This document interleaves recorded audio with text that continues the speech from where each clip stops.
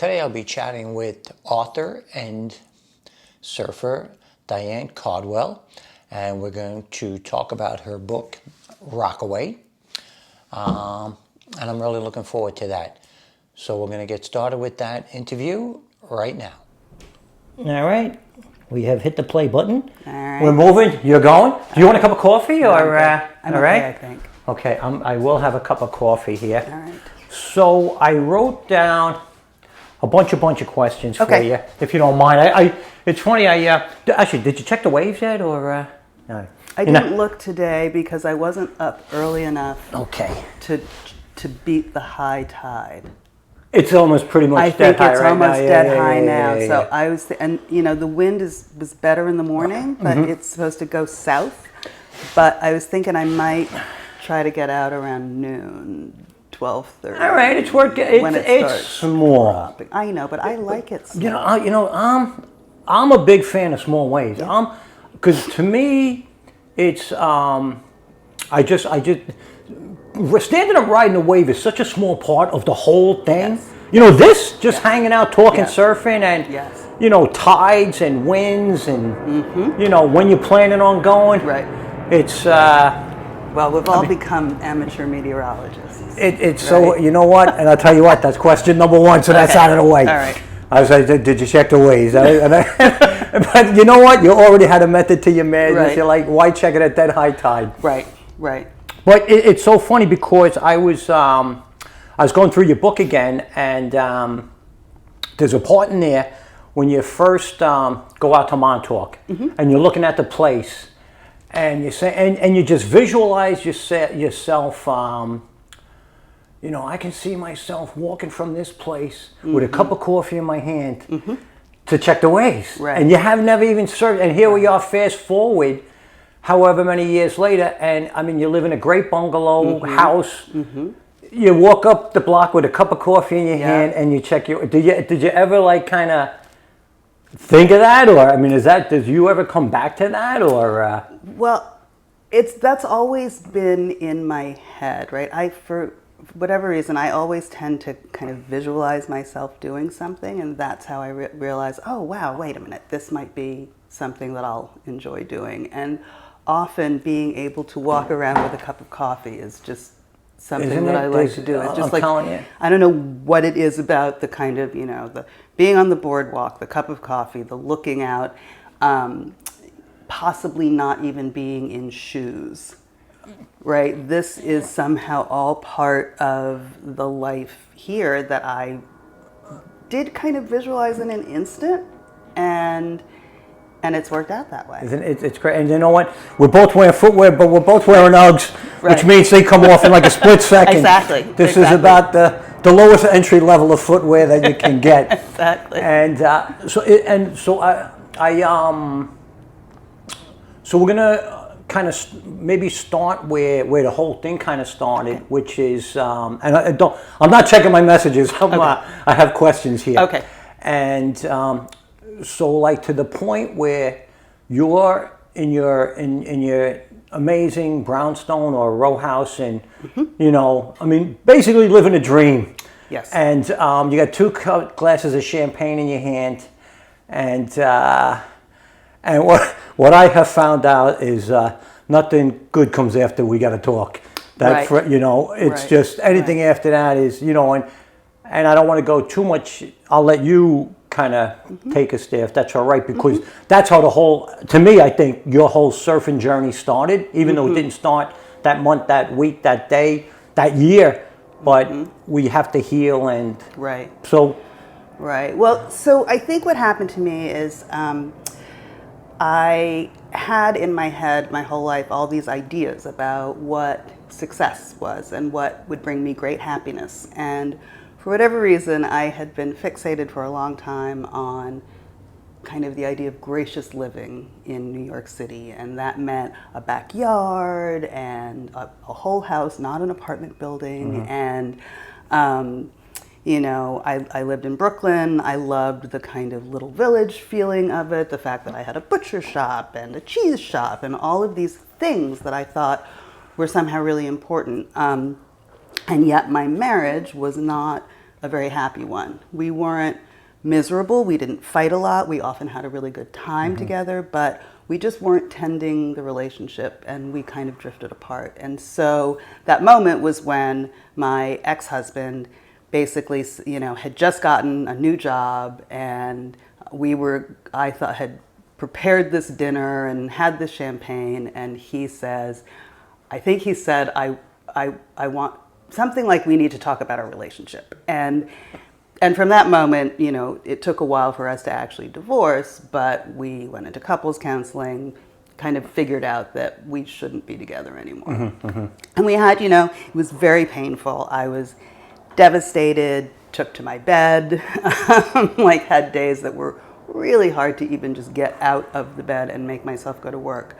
But by the time I got to that moment in Montauk, it was at least a couple years. It was probably like 3 years later. I think about. It's in 2010 to 2013. Yeah. So Montauk, I think, was 2010. I think the divorce actually happened around 2007, 2008. Okay. The timeline gets very fuzzy. But by the time I was in Montauk, I was definitely on an upswing, right?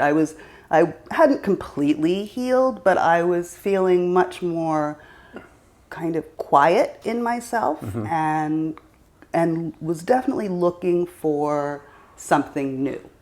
Not necessarily a relationship, but I was feeling like, okay, this is my life now. Next chapter. This is my life, and it's mine to make work. Right.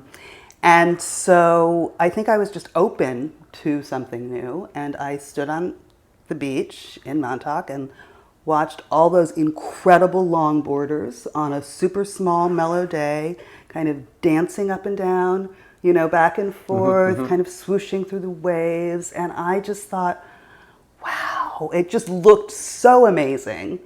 And it didn't look terrifying in the way that surfing, what I thought of as surfing, always. Right. So. Right, because like you say, like even when you had said, like on the Wild World of Sports. Right. And they're selling like sensation, like right. Auto races are selling car crashes. Right. Right, so you go out and you're like, wow, it's like, you look at that, say what you see on TV, see, that's out of my league, I can't do that. But you look at that, and you're like, wait, I can do that. But it was also that looking at, I'm guessing that Wide World of Sports is probably showing like Pipeline and Jaws and kind of these big man-eaters. And that held no appeal to me even. I never got to the thought, oh, that's beyond me. I was like, why would you want to do that? I thought you had to be out of your mind. I now understand why you would want to do that. I don't want to do that, but I now get what the appeal would be.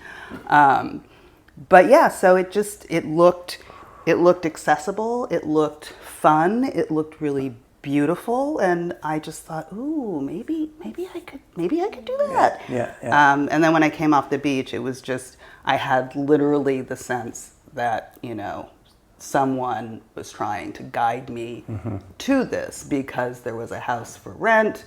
It was open the week that I had already booked my, decided to take off for vacation. So I was just like, Yeah. It's amazing how, like, you just, all of a sudden, like this energy, whatever, if we have like antennas or something, and all of a sudden, this receptor goes out, and you may not even have walked by that place. Right. Well, this is actually the thing that freaks me out a little bit, because I do really love my life here, and it's really worked out well, incredibly well, despite the devastation of Sandy, right? Despite having to live through that disaster.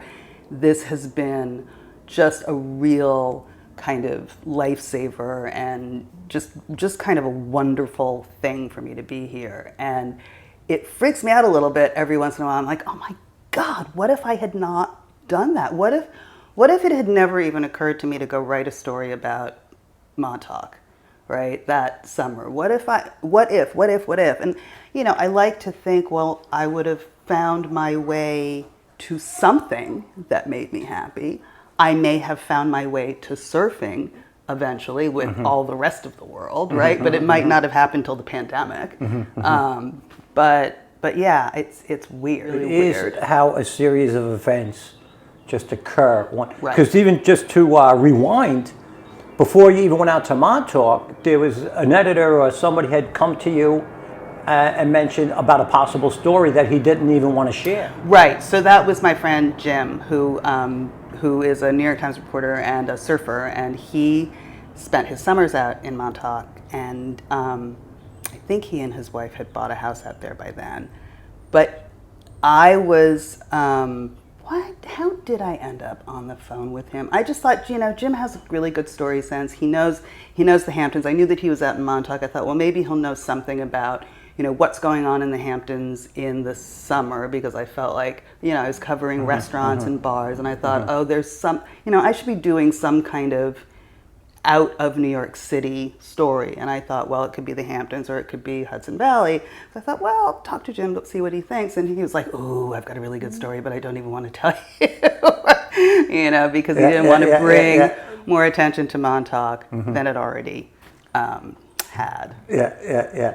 I just want to rewind even more. Just so what we're doing here, this is Diane Cardwell, and it's Cardwell, yes. Which I'm sure has been butchered your whole life growing up. Yes. Caldwell. And but Diane Cardwell, and former writer for the New York Times. Yes. Do you do any freelance outside of doing your own?